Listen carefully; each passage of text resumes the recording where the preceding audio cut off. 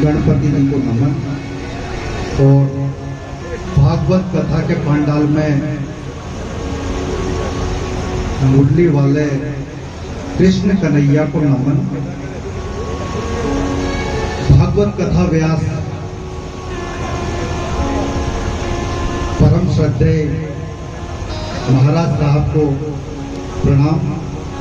और आप सभी भक्तजनों को मोबाइल है सर का, आप सरनी का होगा ना, ठीक है, सादर प्रणाम। साथ ही सही है ना, आप सभी ने सही है। हमें इस भागवत कथा के मंच पर भजनों की प्रस्तुति के लिए हमें यहाँ आमंत्रित किया।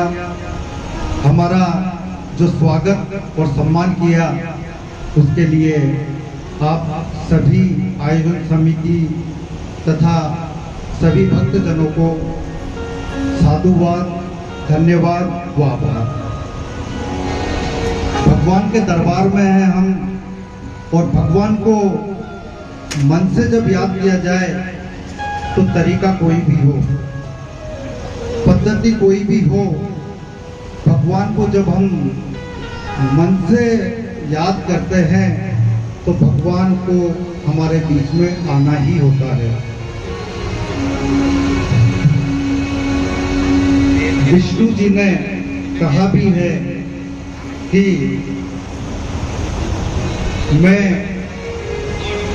सन्यासियों के सन्यास में हूँ, मैं योगियों के योग में हूँ, मैं साधकों की साधना में हूँ, मैं हर जगह हूँ।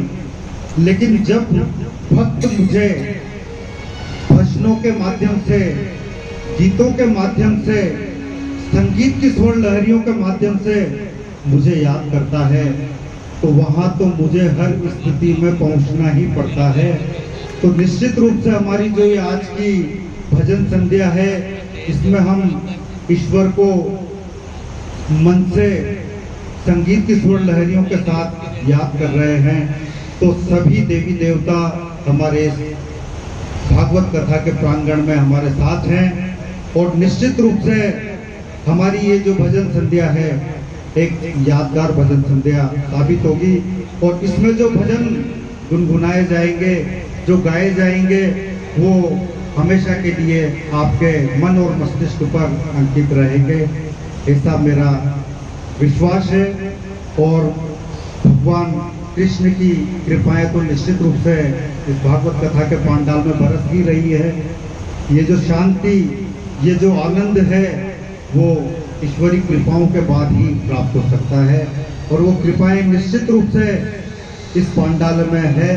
सभी देवी देवता हमारे बीच में हैं। हम भजनों के माध्यम से भगवान को याद कर रहे हैं। जो अवसर है वो भजन संध्या का है, भजनों का है। तो मैं ज्यादा समय न लेते हुए एक गीत, एक भजन के माध्यम से ईश्वर को